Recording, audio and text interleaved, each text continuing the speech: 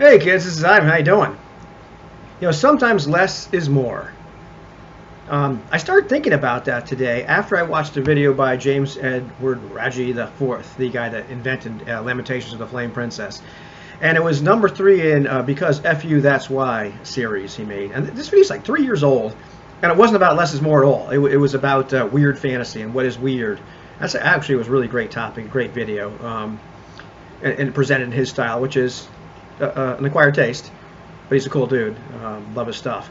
Anyhow, I was thinking about that though, and I've certainly, this is more of a fluff type video, so not really a mechanics type video.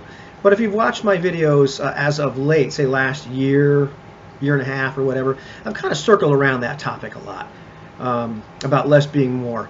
And certainly, like when I started making videos, I don't know, whenever the heck it was, 5-ish years ago, it certainly wasn't about less is more. I was, had a reintroduction to the hobby, sometime before I started making the videos, and I was really trying to figure out like what I wanted to do with those incredible amount of options and everything. And since then, I've obviously scaled way back to kind of liking things, very, very rules like BX and Lamentations of the Flame Princess and my new Discovery Advanced Fighting Fantasy, that sort of thing. But I want to talk about more about not the crunchy stuff, but like what do you do fluff-wise, and less is more. And I've talked about this a little bit, but when you make magic commonplace, then it's never exciting. When there's monsters everywhere, then after a while they cease to become scary, or just the holy crap factor is kind of diminished somewhat. The world becomes a bit of a caricature. And yeah, I like to adventure in Fantasyland with the best of them. This is a really kind of a delicate balance to kind of try to get, especially if you're world building. At least for me it is, and I've noticed with other people too. Kind of taking a step back and looking at like my introduction to the hobby and what it was like back then. We had humans, and we had elves and dwarves and halflings and gnomes.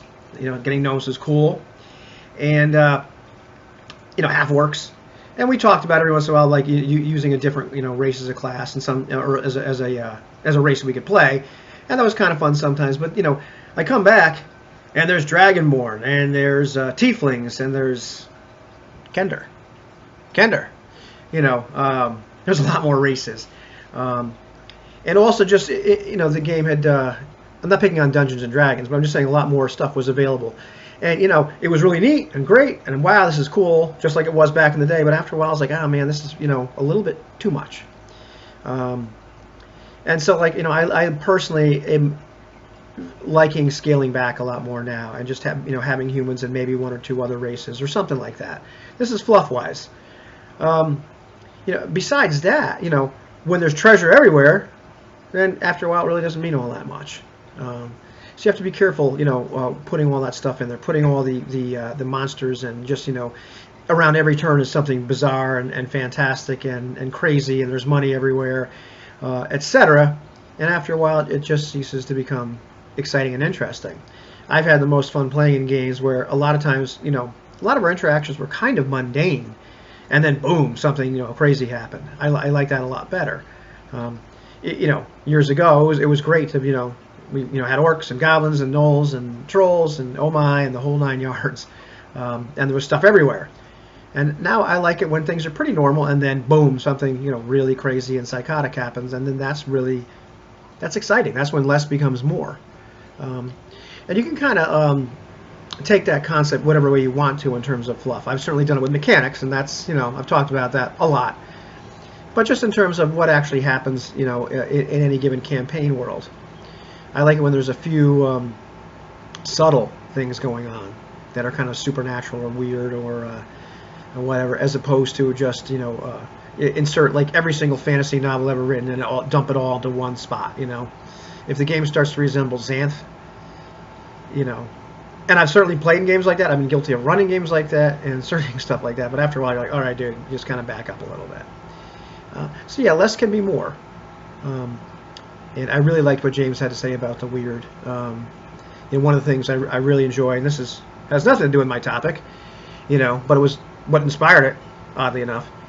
He talked about a few things like, you know, when you have something weird, and he was pretty much defining that is, outside of being, it was amoral, and it really was entirely indifferent to humanity.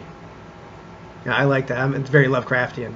And the idea when you have something like that, and this doesn't have to apply to the weird at all, but just anything in your game. You can drop stuff in your game which just doesn't have stats. Like, there's no way the players are ever going to beat this or kill it or thwart it. The best they can do is somehow to interact with it, or, you know, or get around it or escape from it and gain some kind of advantage.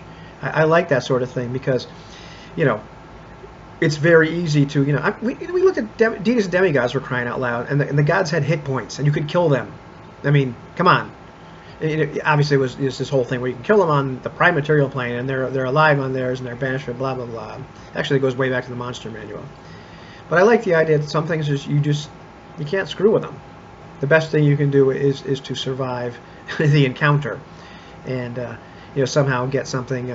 You know, maybe get some advantage from it. You're kind of like the genie in the lamp. You know, the genie's going to get you one way or the other unless you're really careful. I like that sort of thing.